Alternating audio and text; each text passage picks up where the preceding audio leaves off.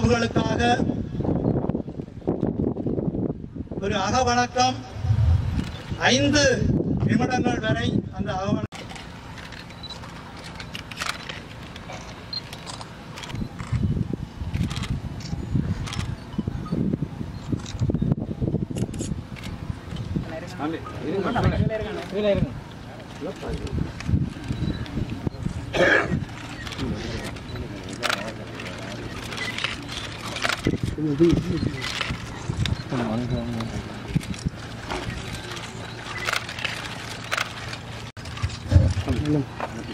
அடுத்தபடியாக தமிழ் தேசிய கூட்டமைப்பின் கட்சிகளின் தலைவர்கள் என்ற வகையிலே கௌரவ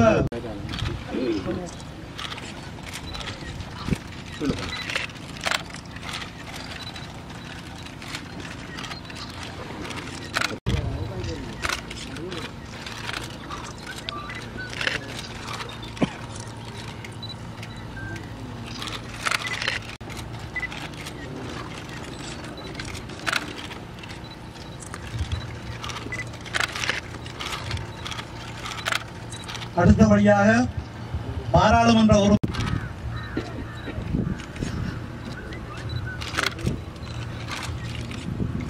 தொடர்ந்து சரவணபவன் பாராளுமன்ற உறுப்பினர் அவர்களை இங்கே அழைக்கின்றேன். அடுத்தபடியாக ஸ்ரீதரன் பாராளுமன்ற உறுப்பினர் அவர்களை அழைக்கின்றேன்.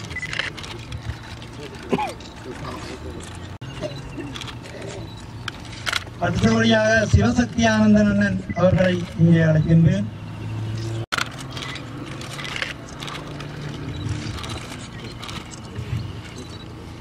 அடுத்தபடியாக சால்ஸ் நிர்மலநாதன் அவர்களை அழைக்கின்றேன்.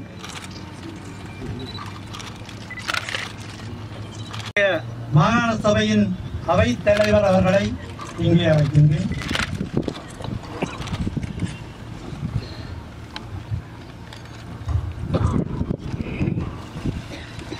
பிரதி அவைத் தலைவர் அவர்களையும் அழைக்கின்றேன். வரிசையிலே ரிகுலராஜா அமைச்சர் அவர்களை அழைக்கின்றேன்.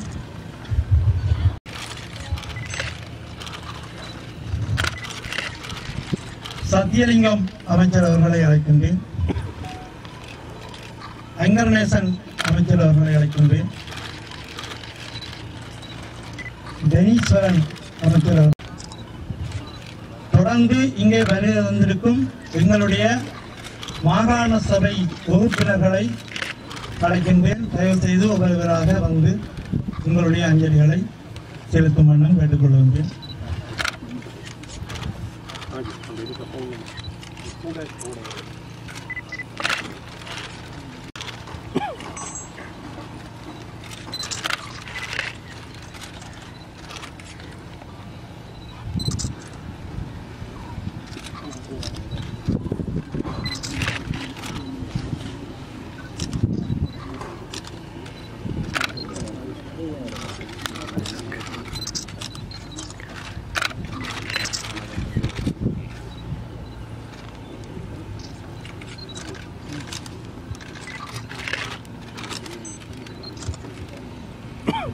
அடுத்தபடியாக சமய தலைவர்கள்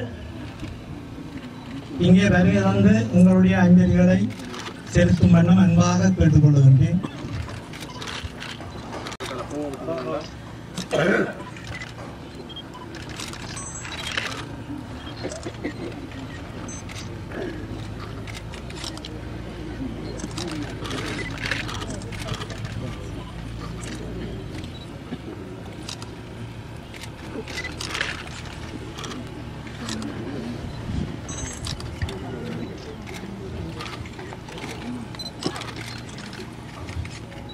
மூத்த அரசியல் தலைவர்களில் ஒருவரான சிற்றம்பலம் ஐயா அவர்களையும் இங்கே நாங்கள் அன்புடன் அழைக்கின்றோம்.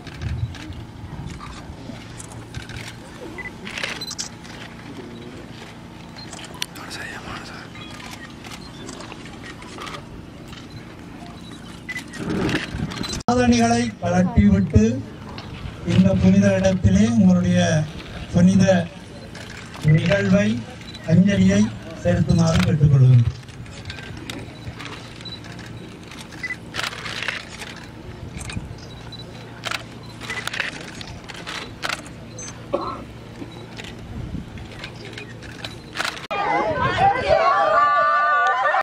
அவர்களுடைய இழப்புகள் தமிழ் மக்களுடைய விடுதலை வேட்டைக்கு உறவிட்டிருந்தாலும் அவர்களுடைய இழப்புகள் எங்களுக்கு ஒரு மிகப்பெரிய பலவீனத்தை கொடுத்திருக்கிறது. இந்த நிலையிலே இன்று இந்த பிரச்சனைகளுக்கு ஒரு நியாயமான தீர்வை எட்ட வேண்டும் என்று எதிர்பார்த்திருக்கின்ற மக்கள் அப்படியான ஒரு நாங்களே எங்களுடைய அலுவல்களை பார்க்கக்கூடிய விதத்திலே ஒரு நியாயமான தீர்வை எட்டுவதன் மூலம்தான் உண்மையான அஞ்சலியாக இருக்கும். அதற்காக தொடர்ந்து நாம் ஒவ்வொருவரும் மிக அர்ப்பணிப்புடன் தொடர்ந்து செயலாற்ற வேண்டும். பாகுபாடின்றி அவர்களின் உயிர்களை பறித்தெடுத்த 2009ஆம் ஆண்டின் மே மாத இறுதியுற்ற சோக நிகழ்வுகளையே இன்று நினைவு கூறுகின்றோம். எமது மதிப்பிற்குரிய ஆயர் ராயப்பு ஜோசப் அவர்கள் சாட்சியத்துடன் 140,000க்கு மேல் மக்கள் அத்தருணத்தில் கொல்லப்பட்டதாக கூறினும் இதுவரை யார் யார் கொல்லப்பட்டார்கள், இறந்தார்கள் என்ற எந்த விவரங்களையும் முறையாக அறிந்து கொள்ள உத்தியோக ரீதியாக நடவடிக்கைகள் எடுக்கப்படவில்லை. சாட்சிகள் இல்லா யுத்தம் முடிந்து 7 வருடங்கள் ஆகிவிட்டன. பாதிப்புற்ற மக்களின் மனச்சுமைகளை நீக்க இதுவரைவிட்டன. நாமும் சேர்ந்து தேர்ந்தெடுத்த அரசாங்கம் இதிலாவது எமது மனோநிலையை புரிந்து நடப்பது எமக்கு மனதுக்கு இதமாக இருக்கின்றது. எனினும் போர்க்குற்ற விசாரணை சம்பந்தமாக மந்தகதியே அவதானிக்கப்படுகின்றது. 2015ஆம் ஆண்டு செப்டம்பர் மாதம் 23ஆம் தேதி அன்று ஐக்கிய நாடுகள் மனித உரிமைகளுக்கான உயர்ஸ்தானிகர் மேன்மை தங்கிய இளவரசர் சையத் ராட் அல் ஹுசைன் அவர்களுக்கு ஒரு கடிதம் அனுப்பினேன். அதில் பொறுப்புக்கூறல், உண்மை, நீதி, நல்லிணக்கம் என்பவற்றை நிலைநாட்ட வலிமையான நடவடிக்கைகளை சர்வதேச சமூகம் எடுக்கும் எதிர்பார்ப்பதாக கூறினேன். அதன் பின்னர் ஐக்கிய நாடுகள் மனித உரிமைகள் சபையால் ஒரு ஒற்றுமை பிரேரணை கொண்டுவரப்பட்டு நிறைவேற்றப்பட்டது. அதை பற்றி 2015 செப்டம்பர் 30ஆம் தேதி நான் மனித உரிமைகள் உயர்ஸ்தானிகர் இளவரசர் சையத் அவர்களுக்கு எழுதிய கடிதத்தில் பிரேரணையை வரவேற்று அதே நேரம் எமது பல கரிசனைகளையும் வெளியிட்டிருந்தேன். முக்கியமாக போர்க்குற்றங்கள் எமது சட்டத்தின் கீழ் ஏற்றுக்கொள்ளப்பட்ட குற்றங்கள் அல்லாததால் எவ்வாறு அவற்றை எமது நாட்டு சட்டத்துடன் உள்ளடக்கப் போகின்றீர்கள் என்றும் உள்நாட்டு வழக்கு நடத்தினர்கள் ஒருபோதும் பாதிக்கப்பட்ட எம்ஆர் அவர்களின் புத்தக வெளியீட்டு நிகழ்வுக்கு நான் சென்ற வாரம் கொழும்பு சென்றிருந்த போது என்னிடம் ஒரு கேள்வி கேட்கப்பட்டது.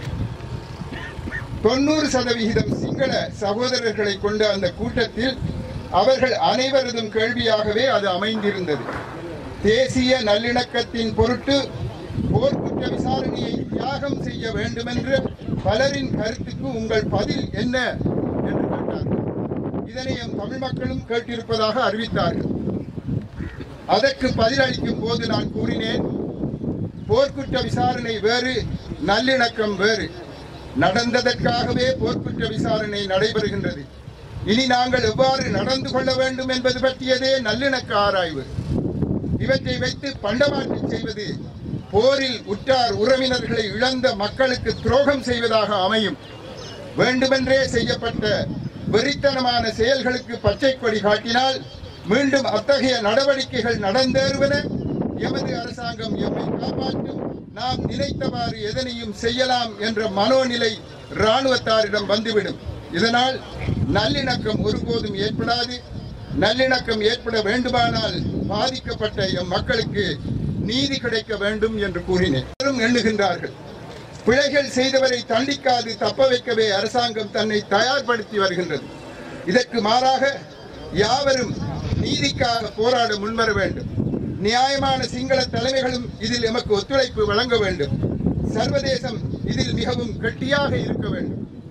ஆனால் அரசியல் காரணங்களுக்காக சில பல நாடுகள் கூட போர்க்குற்றங்களை மறந்து விடுங்கள், நாங்கள் சமஷ்டி எடுத்து தருகின்றோம் என்று கூற முன்வந்துள்ளார்கள். போரின் கடைசி கட்டத்தில் நடந்த குற்றங்களின் பாரதூரமான தன்மையை மனதுக்கு எடுக்காமல் இவர்கள் கதைக்கின்றார்கள். இன்று இங்கு அழுதவர்கள் தங்களுடைய வாழ்க்கையிலே அன்று என்ன நடந்தது என்பதை நினைக்க நினைக்க அழுகை அவர்களுக்கு வந்திருந்தது. ஆகவே அந்த கடைசி கட்டத்தில் நடந்த குற்றங்களின் பாரதூரமான தன்மையை மனதுக்கு எடுக்காமல் மற்றவர்கள் பேசுகின்றார். பரிதவிப்பையும் இவர்கள் அறிந்து கொண்டிருந்தார்கள் என்றால் இவ்வாறான பண்டமாட்டு பற்றி பேச வந்திருக்க மாட்டார்கள். இறந்த எம் மக்களின் ஆத்மா சாந்தி அடைய போர்க்குற்ற விசாரணை நடந்தே ஆக வேண்டும். கலிங்கத்து போரின் பின்னர் போரில் இறந்தவர்களையும் காயமடைந்தவர்களையும் கைம்பெண்களையும் கைவிடப்பட்ட குழந்தைகளையும் கண்டு மனம் வெதும்பினான் அசோக சக்கரவர்த்தி. அதனால் தான் புத்தரின் போதனைகளை நாடி சரணடைந்தான். எமது நாட்டின் தலைவர்கள் புத்த பெருமானின் பெயரால் நீதியை நிலைநாட்ட, பாதிக்கப்பட்ட மக்களின் குறை தீர்க்க, இறந்த அப்பாவிகளின் ஆத்மா சாந்தி அடைய போர்க்குற்ற விசாரணையை தாமதமின்றி சர்வதேச உதவியுடன் கூடி நடத்த முன்வர வேண்டும். எம்மை காண வாரந்தோறும் குடும்பத்தவரை பறிகொடுத்தவர்கள், காணாமல் போனவர்களின் உற்றார் உறவினர்கள், போரினால் பாதிக்கப்பட்டவர்கள், காயமடைந்தவர்கள், கைகால்களை இழந்தவர்கள், கண்களை இழந்தவர்கள், அன்பு பெற்றோரை இழந்த அனாதை குழந்தைகள், பெண் தலைமைத்துவ குடும்ப தலைவிகள் என பலர் வருகின்றார்கள் எம்மை சந்திக்க. அவர்கள் யாவரும் நீதியை கேட்டு நிற்கின்றார்கள். இன்றும் இங்கு நாம் யாவரும் 2009ஆம் ஆண்டு மே மாதம் 18ஆம் தேதி இங்கு நடந்த போர்க்குற்றங்களுக்கு நீதி கேட்டு நிற்கின்றோம். நீதியை வழங்க எமது நல்லாட்சி அரசாங்கமும் சர்வதேச அரசாங்கங்களும் ஐக்கிய நாடுகள் மனித உரிமைகள் சபையும் முன்வர வேண்டும். இந்த தினத்தில் 2009ஆம் ஆண்டு இங்கு அநியாயமாக மரணத்தை அணைத்துக் கொண்ட அத்தனை பேர்களினதும் ஆத்மாக்கள் சாந்தி அடைய நாம் யாவரும் பிரார்த்திப்போமா.